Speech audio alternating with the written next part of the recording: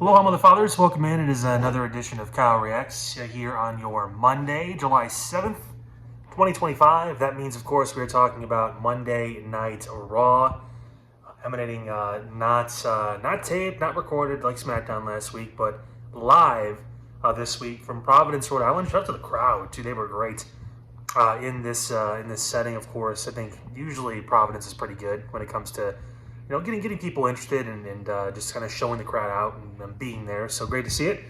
I had some things we liked, some things we didn't like, so let's jump right in. One of the first things, and kind of the main thing that stood out to me, is the group with Seth Rollins, Braun Breaker, Bronson Reed, and Paul Heyman.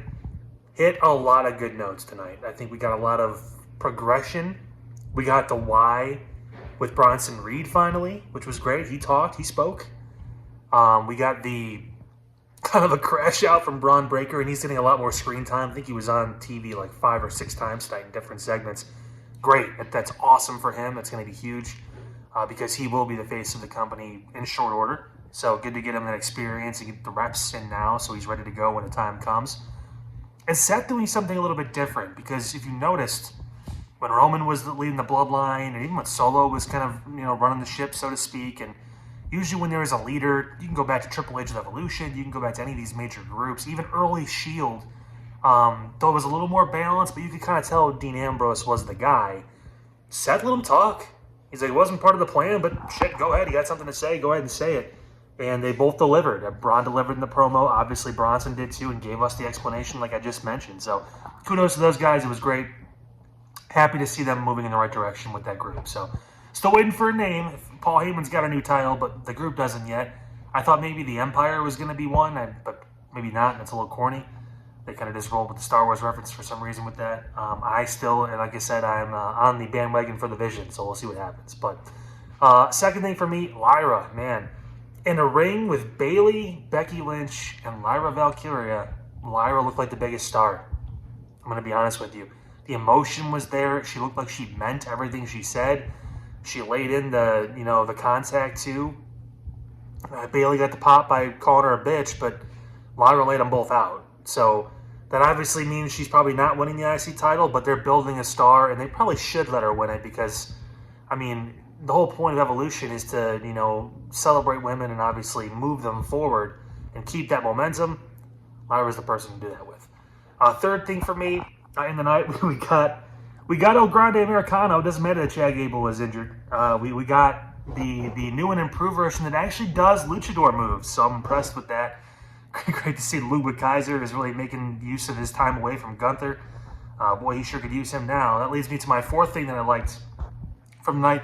Goldberg did something. That's already top of the chart. It was getting close to the end of the episode, and I was like, man, are they not going to do anything for Goldberg and Gunther? They have to be doing something for him. And of course, top of the 10 o'clock hour, here comes Goldberg rolling up in a sick-ass car and just laid in that right hand. Like, you can tell he's having issues walking. If you watched his face, he does like the grunts and stuff, and that's normal, but he was like grunting every time he took a step with his left foot. That leads me to think that once this is all said and done and he eventually loses, there's going to be some sort of thing out about like how he had like a torn meniscus or he had a leg injury or something like that. There was reports already out that he got hurt multiple times leading up to the match in 5 days, but yeah, something's wrong with him. He's not walking normal, whether it's a leg, whether it's a hip, whatever. But when you're 58 and training the way he does, I mean, shit like that's going to happen. But still cool to see him. I'm actually not turned off by the match. I'm looking forward to it. It's going to be fun, whether it's 3 minutes or 10 minutes, 15 minutes, whatever. It should be exciting, and hopefully Goldberg puts in some effort. I think he will, and I think Gunther likes the challenge too because he's at least he's wrestling someone that has pedigree and mainstay and is a Hall of Famer. He legit is a Hall of Famer, so excited for that. A couple things we did not like from the show. Kairi Singh got saved by Asuka. Asuka's a fucking star, dude. Like she came out, she got the reaction. She looked solid against two really solid female wrestlers in Raquel Rodriguez and Roxanne. They're, for some reason, giving Kairi and the Kabuki Warriors a run back. I don't know why. Asuka is money as a single star. She should be honestly aligned for the IC title if she's not going to be having a championship match against Io Sky at SummerSlam.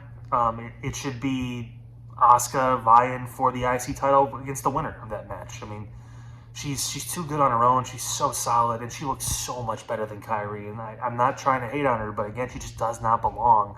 And now you're talking about this Fatal 4-Way Tag match that's got Alexa and Charlotte. It's got Zolruka from NXT, two of the really solid wrestlers down there. And then obviously Roxanne, who's, again, you talk about Braun being the face of the men. I mean, Roxanne will be the face of the women when it's all said and done here soon. And then obviously Raquel, who's just a beast. I mean, her and Zarya in her ring's going to be fun together. But I want to see Asuka in that match, but I don't want to see Kairi. I don't know. That's just me, but I wish it was Dakota Kai in that spot. That's all I'm saying. If I could go back in time and turn back the turntables, I'd release the pirate and hire the actual woman that's talented. But nevertheless, last thing for me too, Stephanie Vaquer getting a video package. She was the most over woman in the company, not named Rhea Ripley, and now has gone to Raw and has been used not well to this point. Now this Battle Royal coming up for Evolution, they swear to God Nikki Bella better not win it. I said it in the pod before. Respect her. Respect the work she did. You know, the pave the groundwork, whatever you want to call it. But she does not need to be having a title match in 2025 when you have Stephanie Vaquer and others in this Battle Royal that deserve it. I'd give it to Ivy Nile before I'd give it to Nikki Bella. But nevertheless, crossing fingers, hope that Stephanie wins that Battle Royal, gets that opportunity, because her and Io would be great. Her and Rhea would be... That's honestly a WrestleMania match, if not main event, too, if they can get to that point. But she needs to be on TV, and she needs to be wrestling. You need to capitalize, because right now she's cooling off. Right? Cool entrance, great, all that stuff, but she hasn't wrestled in a couple weeks, and she hasn't been on TV, so people are going to forget.